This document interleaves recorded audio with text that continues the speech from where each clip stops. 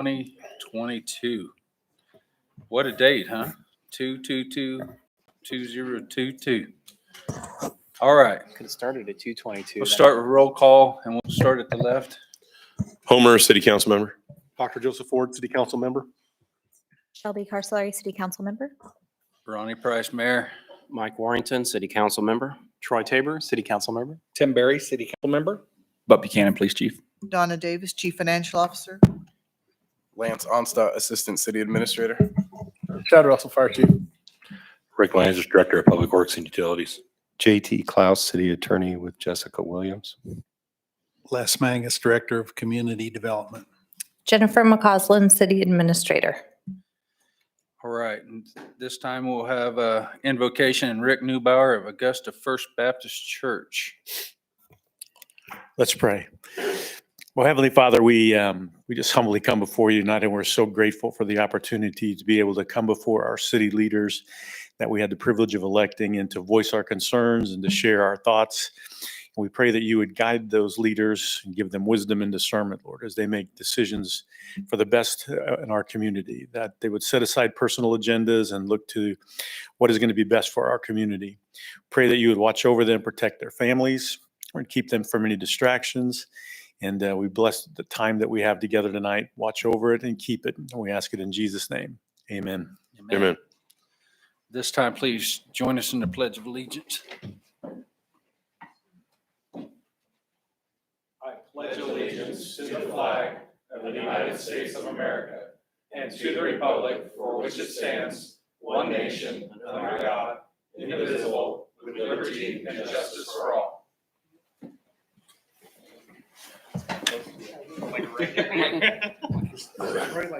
I was totally reading. All right. This time I'll open the floor for the public to speak their mind.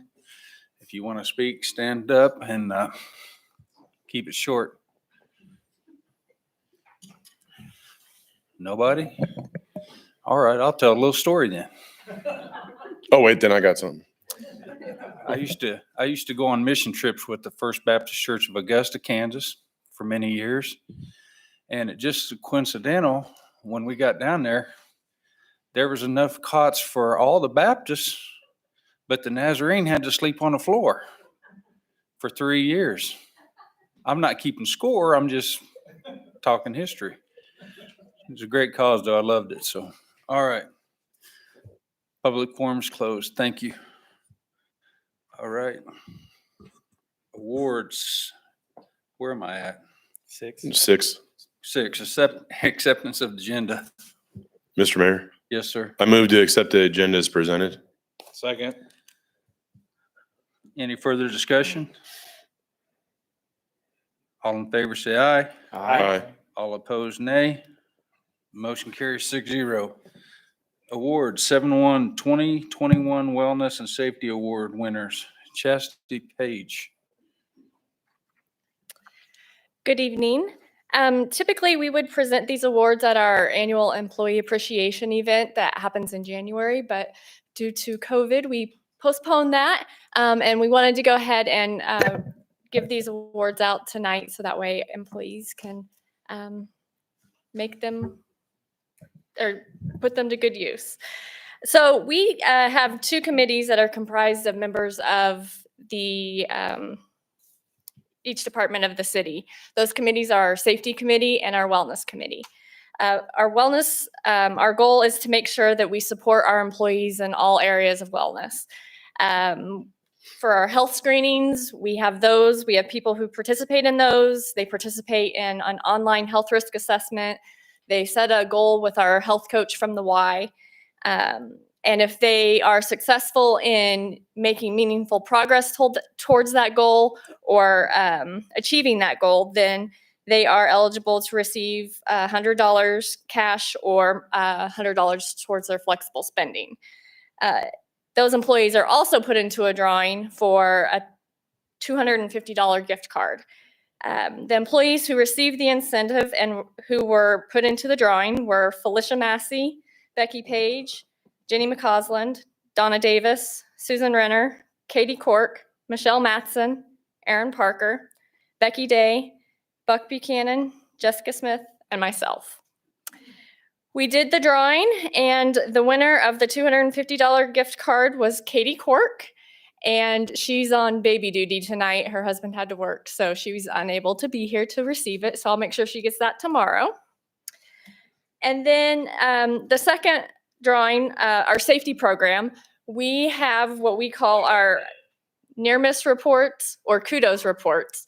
So these go to employees who either demonstrated that they performed duties exceptionally well or safely, rather.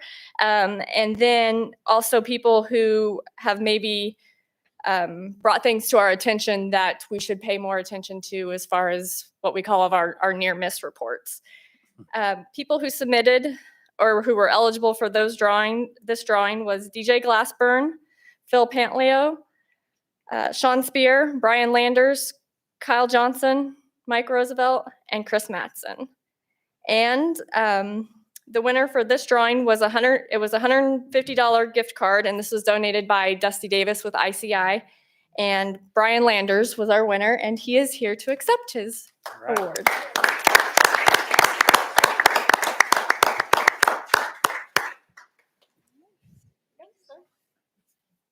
Thank you.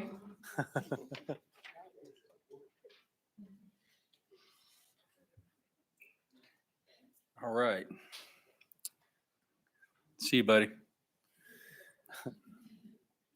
Presentations, 8-1 AARTI update. Kim Austin is going to talk to us this evening. How are you tonight? I'm good, thank you. How about yourself? Wonderful. Thank you very much for the opportunity to be in front of you this evening.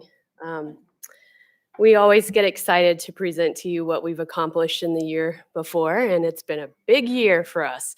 So anyways, with that, I'll get started. I think most of you know, but I wanted to just present to you a little bit of history of how long AARTI has been around. And so if you know us on this slide, we've been around since 2014. It is kind of the brainchild of a sister organization, the Prairie Travelers, that maintains the rail to trail on the west side of town, called the Prairie Sunset Trail. And then some, we volunteer over there, they volunteer over here. So, a big group of volunteers. Our board consists of a board-elect, myself as president, Rick Schroff as vice president, treasurer Lois Neufeld, secretary Barry Carroll, and I do have members of our board in the audience tonight, so please wave your hands. And then I also have a number of board members in the audience too. Ruth Holliday, the other board members I see in the room, Donna Carroll, Sean Davis. I don't know if Tim Lentz or Mark Prober are in the audience, but Hoot and Helen Gibson are also board members. We do have an MOU in place with the city of Andover, and basically we're the eyes and ears of the trail. We report a lot of things that we see, and then we also organize board meetings and monthly trail maintenance days where we, solicit the community to come out and volunteer to do maintenance on the trail. Our purpose and mission as a 501c3, again, we promote, sponsor, collaborate with other organizations and agencies. We conduct activities including educational efforts to encourage safe and active running, walking, and biking, and to develop a multi-use trail from Andover to Augusta. And then as a 501c3, we solicit, accept, and receive contributions on behalf of the Redbud Trail. So that's a big role that we play is fundraising. All right, so first and foremost, 2021, thank you very much for the grant that we received. We try to stretch those dollars as much as possible. For 2021, we use those funds to buy resurfacing material for the city of Andover, and that allows the city to have a stockpile of resurfacing material as they need. We purchased materials to pick up trash along all 6 miles of the trail that Andover maintains. We purchase handheld equipment and materials for trail maintenance a lot of us use our own equipment, and as that stuff breaks down, we then purchase other material and equipment to continue to work on the trail. Purchase materials for the Kansas Trail Appreciation Day that's held in Topeka to get in front of the legislative body. A lot of folks stop by our booths, and then also any materials that we need for helping the city of Andover with Greater Andover Days and hosting and putting on the community fun run, ride and walk. We also join a number of organizations in the community to, again, just really educate the community, but also in partnership, raise funds, et cetera, for the trail. And raise the recognition of the trail so that, it becomes more regionally known as well as nationally known. And then, of course, as a not-for-profit, we have a website. I'm very proud of our website. We're all volunteers, but we do have fees to maintain that website. And then our social media campaigns, we put a lot of postings out there. So, there's some expense with some of that. And then anytime we need to purchase, we've had purchase of equipment to collect trail usage data, which ultimately will be very beneficial to the city of Andover and city of Augusta as we continue to partner and go after additional grants. Trail usage data becomes very important in some of those applications. All right, we did do 2 trail counts. We did one on the portion of the trail that's paved, and we also did one on the portion of the trail out in the county. And, we did it over 18 days, and here's the numbers. Over 5,600 users on the paved portion in 18 days, over 1,300 users in 18 days on the gravel. That comes down to suggesting about 295 trail users daily, and then over 100,000 trail users in 2021. So it's starting, with COVID, the trail became so invaluable to the community. And so we thought, well, let's get out there and see, now that COVID's slowed down some, let's see what this community use is doing. So it's still high up there. This is how it breaks down on the paved portion, walkers, joggers, cyclists, pets. And then on the limestone, again, numbers, walkers, joggers, cyclists, and pets. So pretty interesting data results. There's a lot that we accomplished in 2021. One of them being we were the not-for-profit of the year by the nominated by the Andover Chamber of Commerce. So we were pretty proud of that. You can look at the various things that we do, and the number of hours that we put in as volunteers. We're no slouches. We have board meetings, but we also have trail maintenance days where we're getting a lot of volunteers out there. We're collecting that information because, again, that's going to be helpful on applications to show how much work it takes to maintain trails and volunteers. So we do have that. And there's a lot of background hours that we put in that aren't necessarily on the trail, but it all benefits the trail. And then I'm sure you've heard that we were a big part of organizing the troops to get in front of every body of government we could get in front of to make sure that the NITU transferred from Butler to Augusta. So that was successful. We're excited. The second half of our mission is coming. 22 ahead. We have a ribbon cutting ceremony coming up that we're still trying to get on the books with the city of Augusta for their portion of the Redbud Trail that opened in the city. We also have been the not-for-profit donation recipient for an event called the Flatwater Fitness Paddle to Gravel Competition. I put Santa Fe Lake in here. It might actually be at the Augusta City Lake. I don't have that clarified yet, but it is Saturday, September 10th. So if you're a workout enthusiast and you want to, help participate, and then portions of your registration benefit the trail. And then we are in works with getting an MOU in place with the city of Augusta, very similar to what we have with Andover. And we look forward to continuing grant writing with the city of Augusta and city of Andover. And then we also are planning to once again help with the community fun run, walk and ride on October 1st. Again, grant writing, we do intend to have a lot of maintenance days on the books to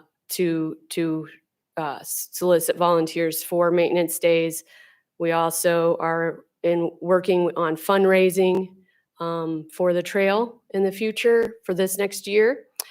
And then again, just working with various organizations across the state to work on education of the Redbud Trail as well as trail etiquette on the trail. So lots going on.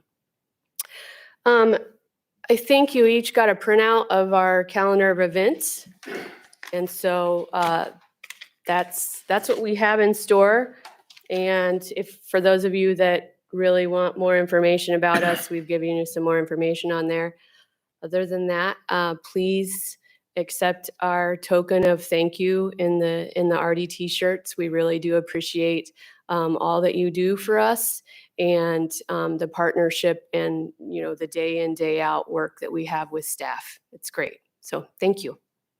Yeah, good job. Thank you. Thank you.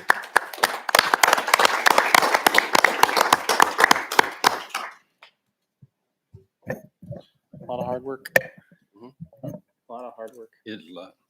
Awesome trail too. A lot of utilization. I was surprised by those. Big numbers. Yeah, big numbers there. All right. Consent agenda 9-1 or 9-1 through 9-7. Mr. Mayor, Yes, sir. I move to approve a consent agenda items 9.1 through 9.7 as presented. Second. Any further discussion? Excuse me. All in favor, say aye. Aye. All opposed, nay. Motion carries 6-0. 10, 159th Street Improvement Project 8N 0692-01. Jennifer McCloskey. Golly, I have trouble saying. No worries. I have trouble saying my own name too, though.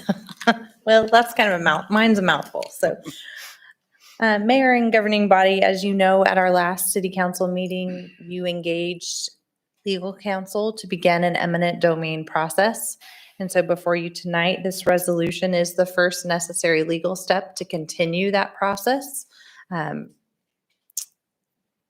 JT Klaus is here, city attorney, if you have any questions about the process from here, but this is just the next step from what you engaged last meeting. And this is in regards to the 159th Street project that's in your packet, but for the public who may be listening, needed right away and he's more for drainage for 159th Street project, which is a KDOT award.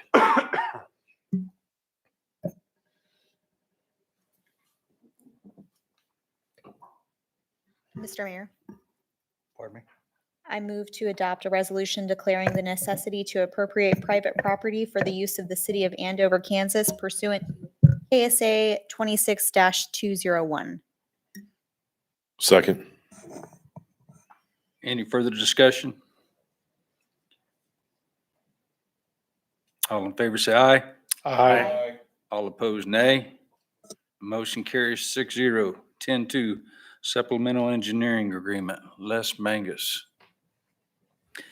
As evidenced by the previous agenda item, the 159th Street project has presented some challenges to us in the design, in the redesigns to accommodate right-of-way and easement acquisitions, and the latest being directive from KDOT to redesign the south end of the project to receive the future freeway. So Trans Systems has asked for an amendment to their engineering contract to cover their costs to do all of these redesigns for right-of-way acquisitions and the redesign of the south end of the project for the freeway.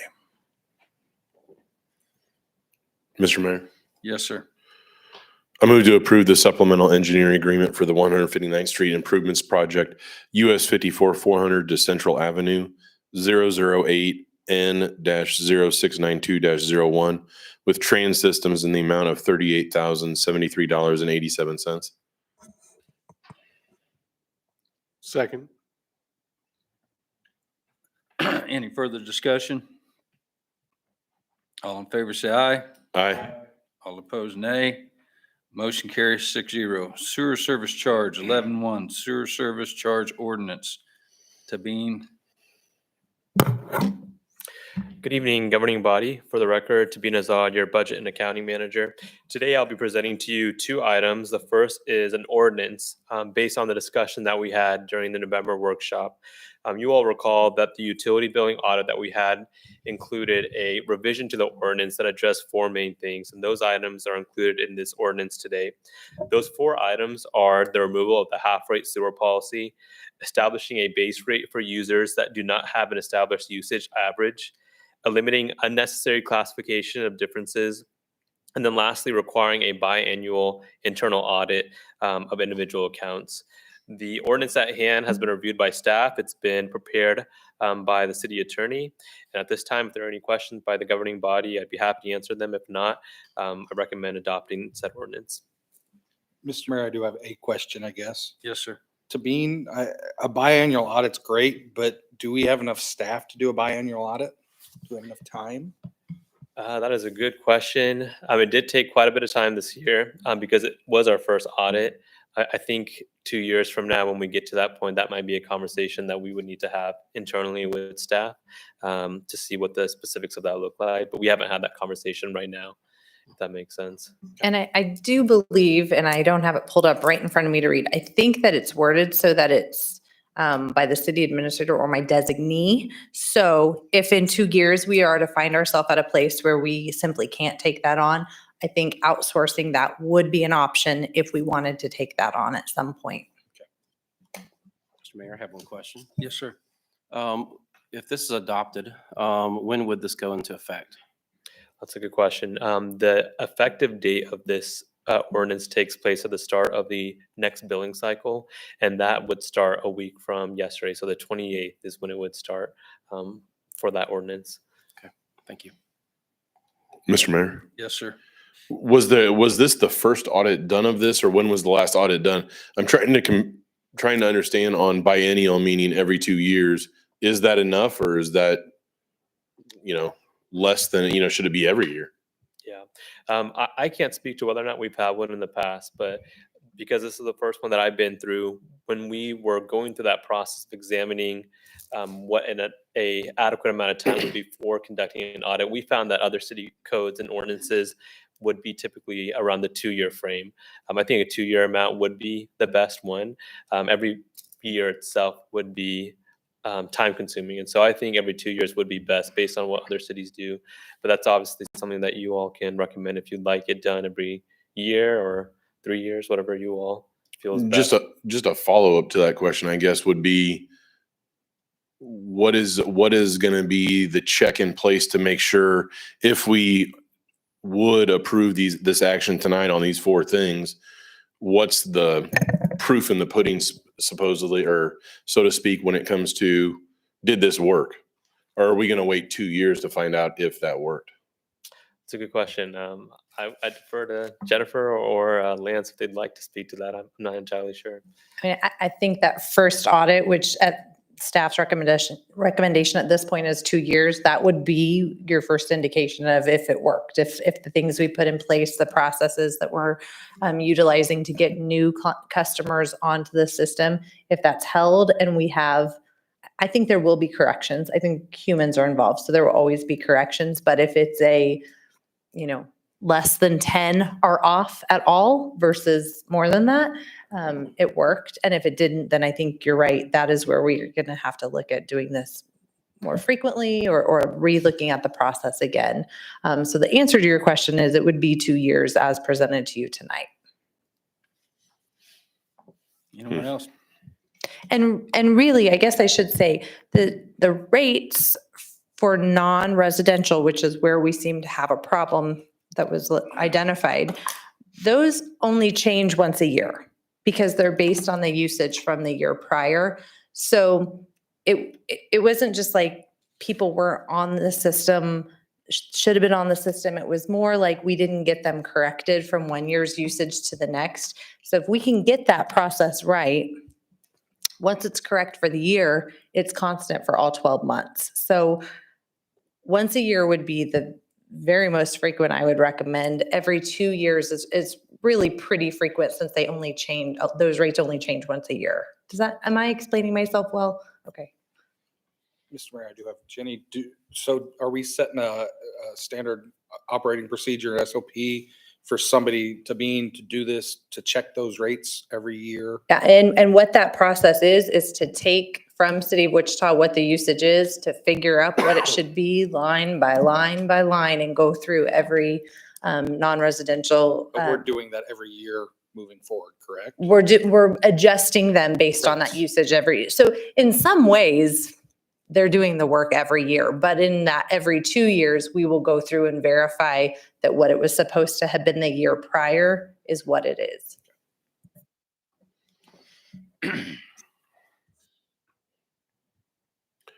Mr. Mayor? Yes, sir. I would definitely be interested, Jenny, in the cost of how much an audit would cost an outside agency to come in and do, maybe if we were to do that every year, as opposed to every 2 years, or even just a first check after this first time that we get the adjustments this year.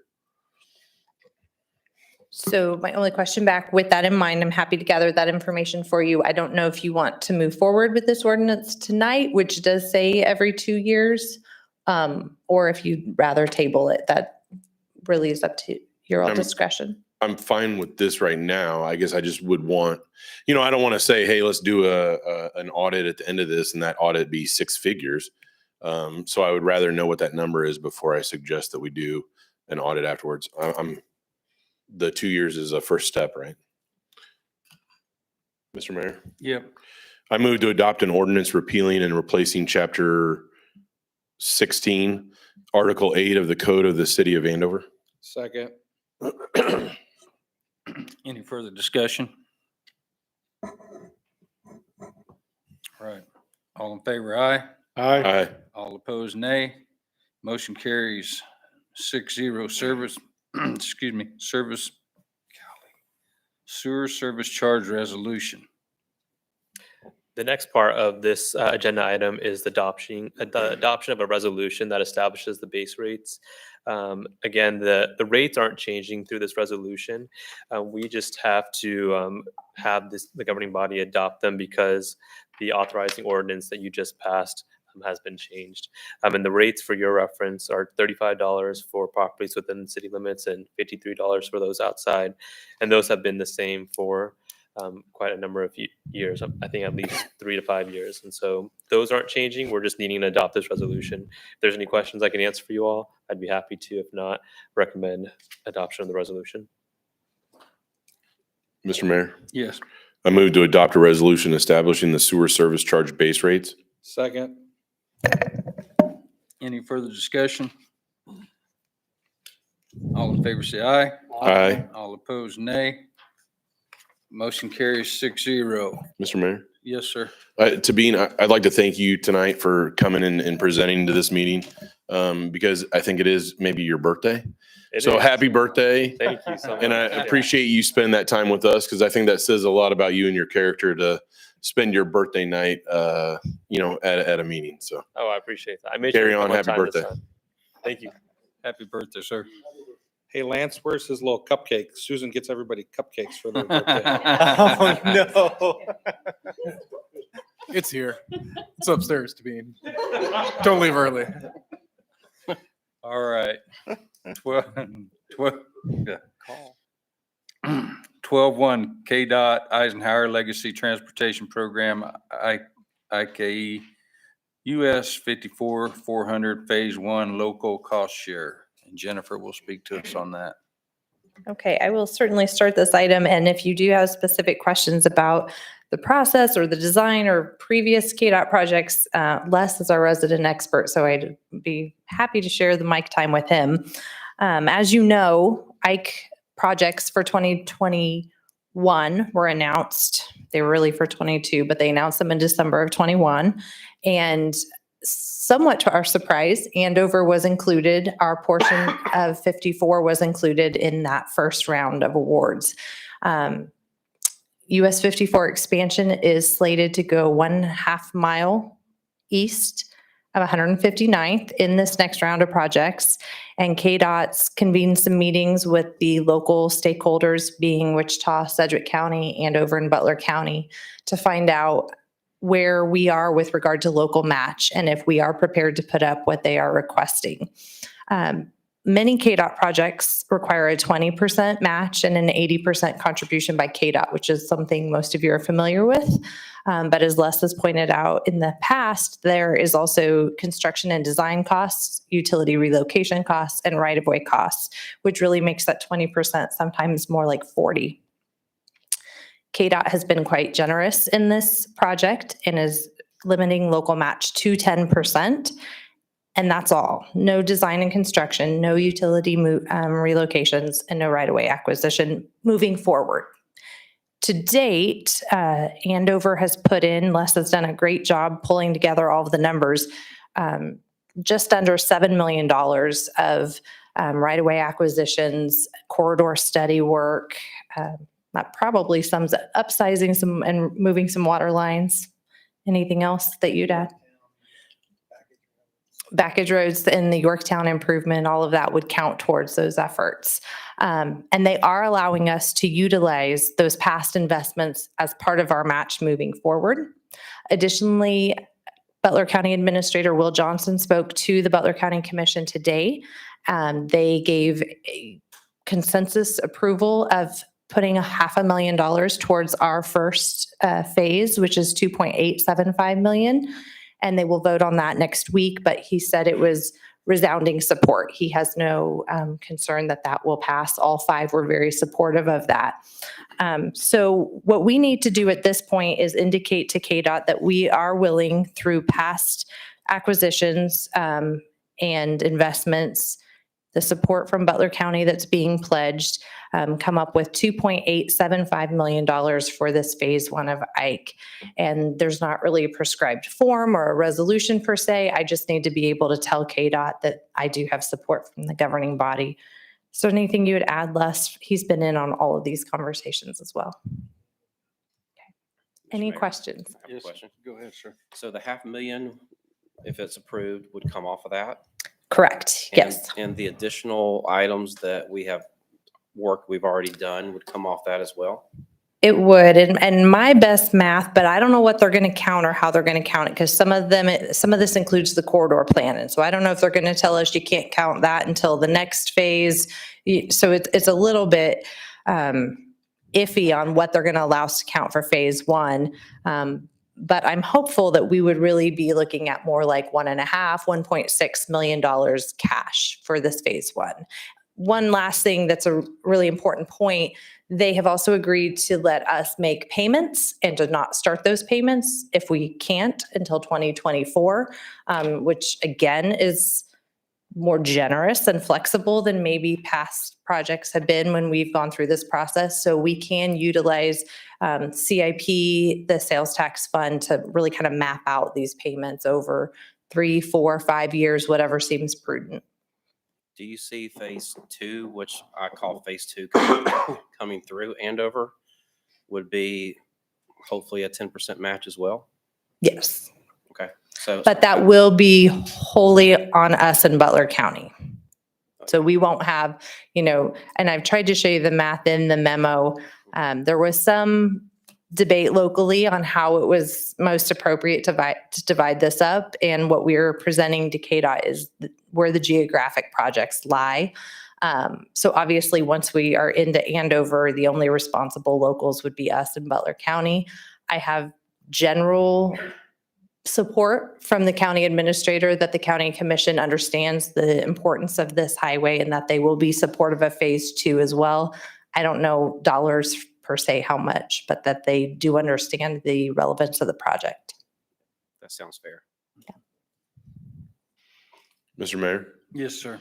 I move to authorize the city administrator indicate Kansas Department of Transportation, the city of Andover's commitment to fund through prior investments, previous acquisitions, and cash up to $2.875 million towards phase one of the Ike US 54 400 expansion.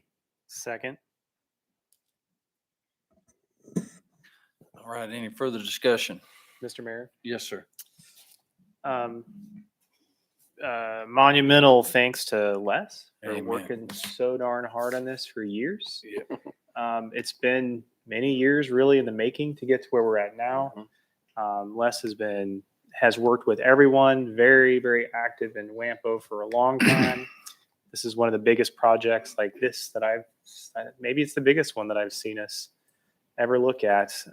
And because of the work that's been implemented even before I got here, really on how we handle roads and road projects and funding for such, while it is big to us, it's not necessarily so big, I think, to KDOT and FHWA, the Federal Highway, and WAMPO. And we've been on their radar to get this done, honestly, for a while. And in the last couple of years, they made this the number 1/number 2 priority in the region. And it had a lot or most to do, I think, with Les and the setup work that's been going on for a lot of years. It'll be transformative. It'll also be very disruptive for a while. So we have to be kind of careful in that. I know you talk about that a lot, how it's really gonna disrupt for a little while. And it's multi-year build. I don't know if it's going to be like all of Wichita Kellogg where it's forever, but it'll be a while. So Les, thank you very much for all the work that you've done on this. A lot of forward thinking. Oh my. I tell people that all the time. I appreciate it too. It's a lot of forward thinking on your part and a lot of handshaking and discussions.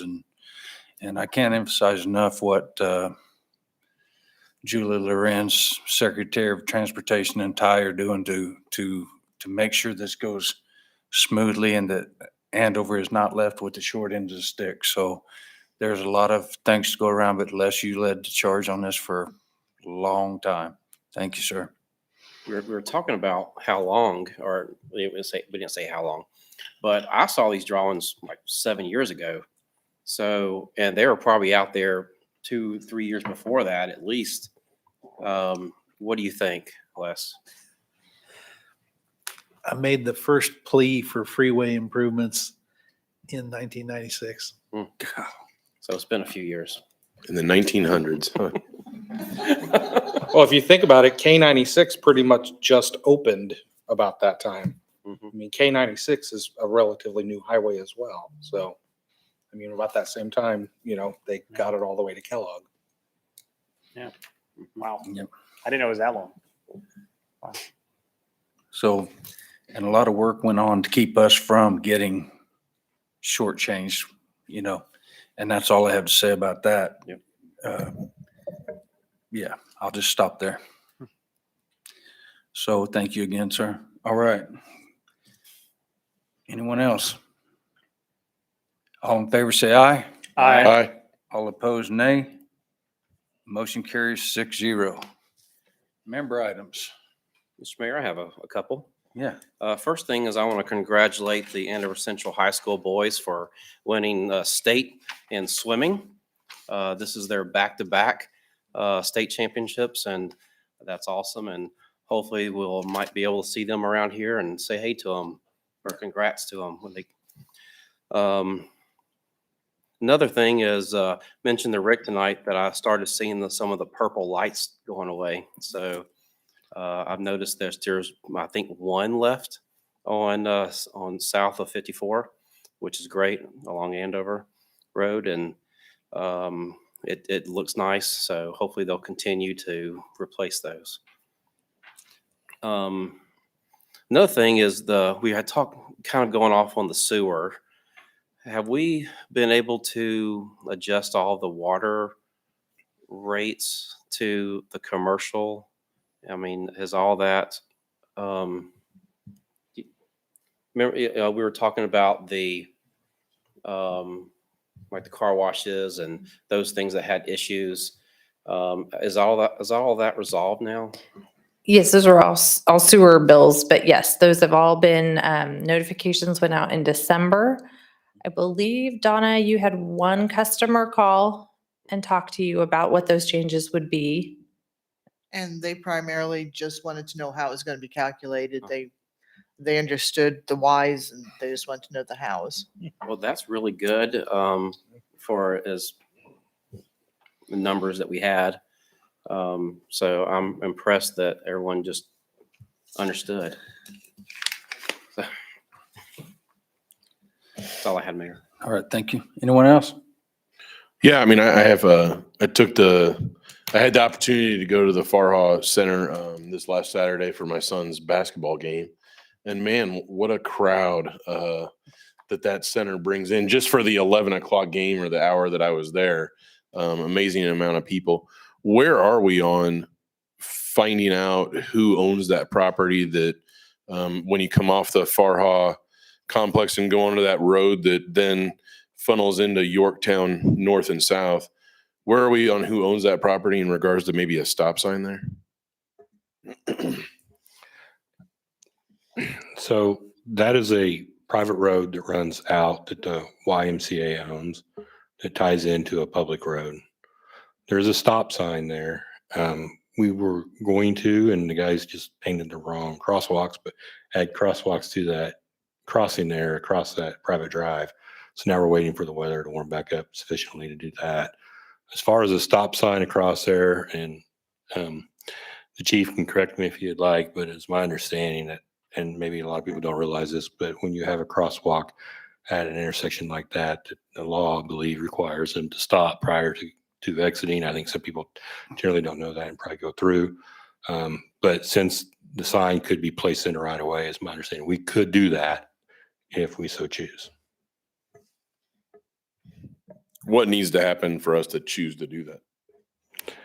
The chief of police can direct me to do that and we can have it put in. Wow, I think we need to do that. There you go, Homer. Thank you, Rick. The other note I have is if you don't like the weather in Kansas, wait till tomorrow. Because man, it was cold today. I had to put on a coat. It was beautiful yesterday. All right. I'm going to go with Mr. Warrington, Councilman Warranty, about the school, the Andover Central School, the boys, the swim team won, along with Scholars Bowl. Their Scholars Bowl team went to state and won state as well. So that's 2 years in a row for them. So that's phenomenal. So Fast and we smart. we got fast and smart. Yeah. So Go and Jags. they're playing basketball tonight. I don't know. Have you heard this? Are they winning? I haven't heard if they're winning. I'm going to head there next. So. Yeah. So. Mr. Mayor, before you get out, I do just want to remind you all there's a groundbreaking for the Heritage on Friday at 3:00. You've all been invited. I have talked to Key Construction today. They have a tent on site. All the sidewalls will be down. There will be heaters inside. It shouldn't be miserable, even if it's cold. So we hope you can all make it. Cool. They have to drill 1,200 holes to start the parking garage. 1,200. And it's slow going. I watched them. I was pulled in there the other day and finished a cup of coffee watching them, and they didn't finish one while I was sitting there. Oh my goodness. It's slow. So, and they're various sizes. So it's going to be a minute, so. Since we are talking about Heritage, if you go over there, they have several of the lots sold. And then they also have several of the homes that were built. Those are already sold and have residents in them.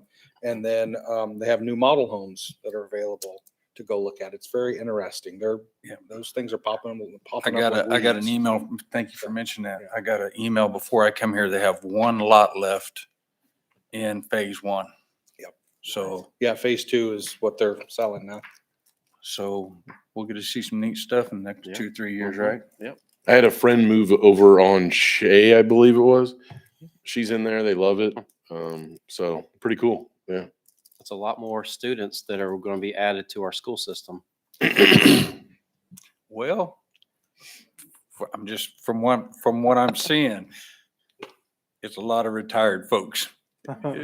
Yeah, I mean, you'll have some. So I met a couple that are bought the patio homes at the senior center, and they are picky about their bingo too. So But yeah, you're right. There'll be more. Les, how are we coming with the new apartment senior care there by Dillon's? Chip has been working with the architects in Minneapolis, and they're getting near to a submittal for building permit plan review. Awesome. I would expect them to be in construction within 60 to 90 days. Wow. Cool. Good. I was surprised to see how much construction is done on the culinary building too. For Butler, have you seen that? I mean, going up. Is that ahead, behind, or just on schedule? Do you know? They're a little bit behind schedule because of. Okay. I wanted to comment on a word that Troy used about that highway corridor, transformative. I think you all will see the transformation of that highway corridor as those big buildings come online. Imagine a 5-story apartment and parking and a 4-story senior living complex. You will be able to see Andover from K96 on East Kellogg. On the senior living, the road on the south side of it, is that something they have to construct, or is that on us? We're preparing an application for KDOT Corridor Management Construction Program funds for that segment of the back road. So the road behind Dillon's, will it have to be upgraded as well? That would have to become a public road, and that's in the future plan from the corridor study. Okay. And the frontage roads for the heritage will be done long before the highway gets here, correct? Well, I just walked out of a 3-hour plus meeting this afternoon with the Heritage Group about frontage roads and backage roads and access. And we had Brent Turstrup, the KDOT District 5 engineer, in the meeting, and he is anxious to get the environmental plan review for the whole corridor out to Prairie Creek Road so that perhaps we could start to pursue frontage roads in advance of the freeway construction. Smart. All right. Anyone else? Mr. Mayor, Yes, sir. I move to adjourn. Second. Any further discussion? All in favor, say aye. Aye. Aye. All opposed, nay. Motion carries.